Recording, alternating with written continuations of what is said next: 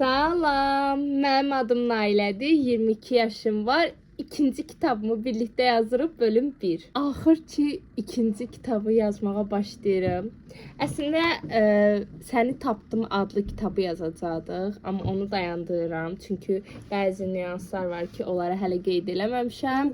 Ağlımda da onları cəmləşdirə bilməmişəm. Ona görə indi ansızın gələn bir istəklə, ideya bacımdandır, Nazlı Behtizadədəndir. Kitabımızın adı 40 sual, 4 qadın, 1 qandır. Belə bəlkə adı sonra dəyişə bilərəm, amma bu ad hələ ki idealdır. Daha mənalı bir şey gəlsə, onu yazmaq olar. Demək, biz nə edəcəyik? Belə bir dəftər ayırmışam və mən artıq ilkin pilələrini atmışam. Adından da məlum olduğu kimi kitabda 40 sual olacaq. 4 nəsil, yəni ayrı-ayrılıqda, öz dövrlərində fərqli həyatlar keçirmiş 4 qadından söhbət gedir. Bir qan isə bu 4 qadının hamısının bir qan xəttində olduğunu, yəni qan bağı olduğunu, anadan qıza, nənədən balaya, nəvəyə, yəni bir ulu nənə düşünün, bir nənə düşünün, bir ana düşünün, bir qızı düşünün. Hamısının gözündən bu 40 sualda cavablandırılacaq.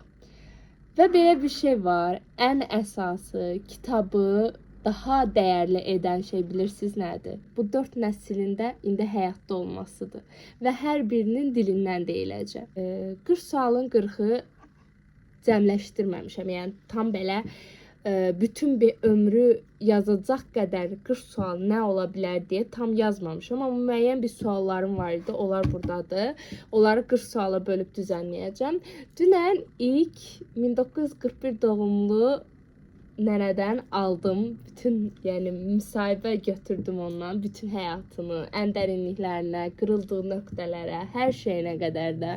Hətta ona elə suallar verdim ki, deyir, yəni heç ağlıma gəlməyən xatirələr belə ağlıma gəlməyə başladı. Bizə 4 dənə təsirli qadın adı lazımdır. Hələ ki onları fikirləşməmişəm, onları fikirləşib yazmalıyım. İndi siz fikirləşin, 1941 doğumlu bir qadın nələr yaşamış ola bilər? Düşündüyünüzdən daha artıq şeylər var, yəni heç gözləmədiyim məqamlar var. Dünən mən ilk qədəmini qoymuşam, nə mənada?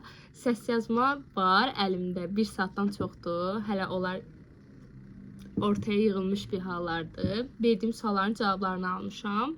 1941 doğumlu bir nənədən. Başına gələn hər şeyi, hər detalına qədər, yəni lazım olan hissələrdə, bir qadın üçün lazım olan hissələrin hamısını almışam və yaşadığı mövzulara baxanda mən çox təsirləndim və onu biraz ağlatmış ola bilərəm. Özümə də çox pis təsir elədi. Amma ki, o deri yazanlar çox duyğusuzdur. Qarşında acı çəkir, o sırada sən gözlə bir dəqiqə buradan da bir mövzu gəldi ağlım. Nəysə,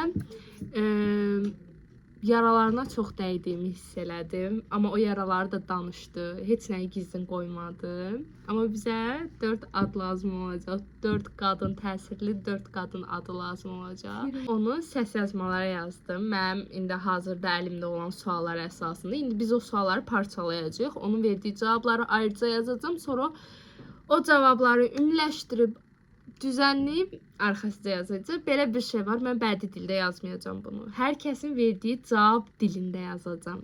Yəni ləhcət onsuz da o qədər yoxdur o ailədə, amma ləhcə şəklində necə deyilibsə elə də yazılacaq. Çünki səs yazmalar var. Yəni birəbir dilindən deyilmiş kimi olacaq. Bu da kitabın daha canlı olmasını kömək edir və daha çox həyəcanlandırır ki, olmuş bir şey yazacağıq. Kitabın distopiya janrı ilə yazılarkən digər kitabımın həqiqətdən götürülməsi. Nəysə, indi mən səs yazmaları bir-bir bu dəftərə köçürəcəm hamısında ki, mən orada bilim hansı hissələrə böləcəm. Sonra 40 sualı düzənləmək lazımdır ki, bu 40 sual tam olaraq nə olmalıdır da insan həyatında nələri toxunmalıyıq o 40 sualda. Və belə bir şey var ki, 4 nəsil demək asandır, amma orada 4 həyat gedir və 4 həyat da qadının həyatıdır. Kişinin həyatı necə olar bilmirəm.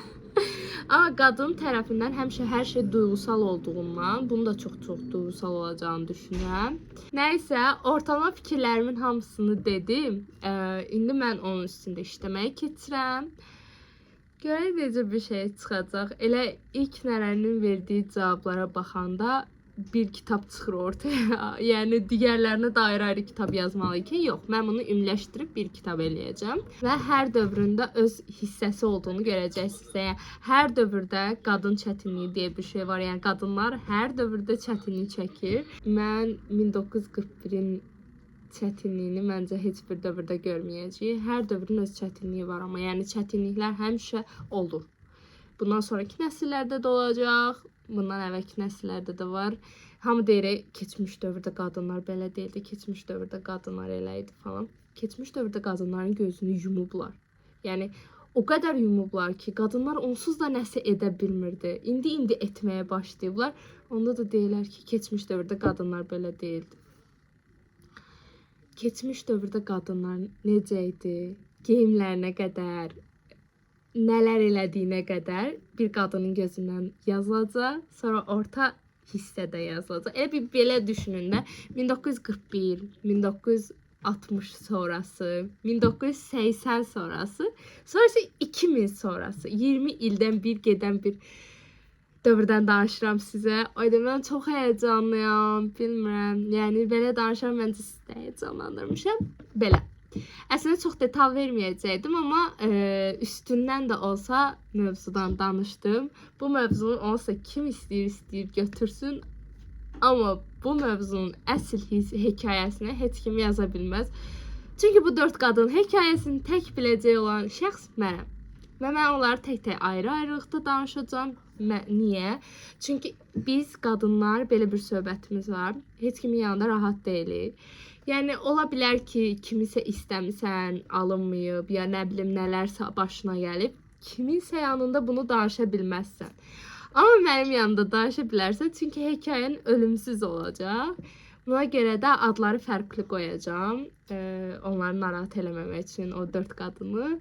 Amma ki, mövzuları möhtəşəmdir, yəni çox gözəldir.